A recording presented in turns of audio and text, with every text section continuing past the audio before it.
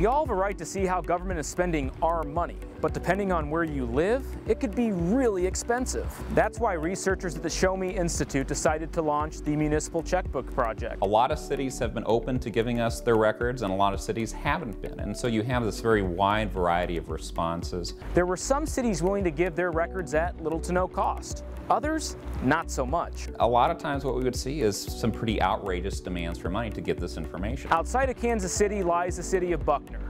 They said 5 years of their spending records would cost us an estimated $11,000. And the city of Hollister near Branson, they said they were going to charge us $25,000. And then there's the city of Battlefield. They wanted to charge us about $35,000. Geography shouldn't dictate whether or not you have transparent government. In the case of Battlefield, $35,000 was an outrageous estimate. So one of the concerns that we've heard is that providing this information is cost prohibitive for small towns. But one of the most proactive cities out there has a population of less than 2,000.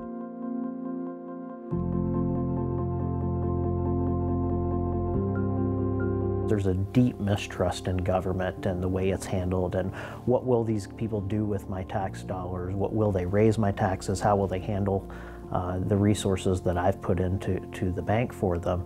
And we wanted to make that go away here in Winfield. And we were going to make sure that records were accessible to the general public and to those that wanted to see them. We're definitely dedicated to transparency as much as he is, our entire team is. So when your request came in, we met it as a challenge, as you know, you've requested it, you're entitled to it, and we wanted to fulfill that as quickly as possible. And it also showed us the need to not just move forward, but to also move backwards, because some of those files that y'all requested were not since we've been here and since we've went digital. So we've seen the need to go back in and maybe fill in some of those gaps. I think governments can't just give you guys the information and go, we've done our job, check the box and move on.